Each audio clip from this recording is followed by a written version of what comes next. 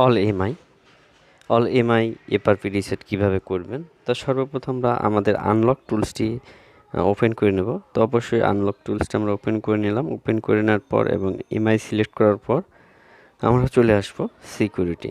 এখানে সিকিউরিটিতে ক্লিক করে দেব। সিকিউরিটিতে ক্লিক করে দেওয়ার পর জাস্ট আমাদের বামে একটি সার্চ অপশন আসবে। আমরা এখানে আমাদের যে কাঙ্ক্ষিত মডেল নাম্বার সেটি আমরা এখান থেকে সার্চ করে নেব।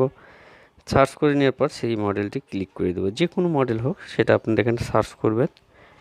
সার্চ করার পর আমরা এখানে দেখতে পাচ্ছেন factory reset broom factory reset রয়েছে। এখান থেকে আমরা ফ্যাক্টরি রিসেটটা ক্লিক করে দেব। ক্লিক করে দেওয়ার পর জাস্ট এখন আমাদের যে কাজটি করতে হবে, জাস্ট আমরা কি করব, ভলিউম প্লাস এবং ভলিউম মাইনাস বাটন একসঙ্গে চাপ দিয়ে ইউএসবি কেবল লাগিয়ে দেব।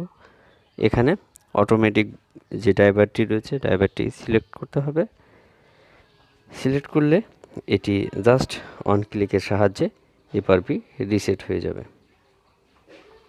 সো আমরা একটু অপেক্ষা করি, আমাদের ড্রাইভারটি পেতে একটু সময় লাগবে এবং সম্পূর্ণ ভিডিওটি দেখতে থাকুন। আশা করি এই টুলসের সাহায্যে কিছুক্ষণ অপেক্ষা করলে আমাদের ড্রাইভারটি সাকসেসফুল ইনস্টল হবে। এ পর্যন্ত আমরা একটু অপেক্ষা করব এবং অবশ্যই আমরা কেবলটি ধরে রাখব। প্লাস বাটন এবং মাইনাস বাটন দেখুন এখানে সাকসেসফুলভাবে পেয়েছে এবং অল্প কিছুক্ষণের মধ্যেই দেখতে পাচ্ছেন আমাদের যে এপারপি রিসেট অর্থাৎ ফ্যাক্টরি রিসেট বলি বা এপারপি রিসেট বলে যেটা বলে থাকি আমরা। সো এখানে এটি কিন্তু আনলক হয়ে গেল। সো এই আনলক টুলসটি কিন্তু অবশ্যই আপনারা মনে করবেন না যে ফ্রি, এটা অবশ্যই একটি ঢঙ্গল রয়েছে।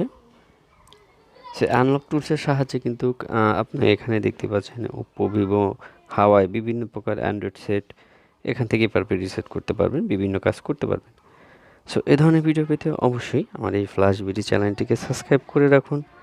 সাবস্ক্রাইব করে রাখলে আমরা কি করব, আমাদের ভিডিও বানানোর আরও যে স্পিড রয়েছে সেটি বেড়ে যাবে।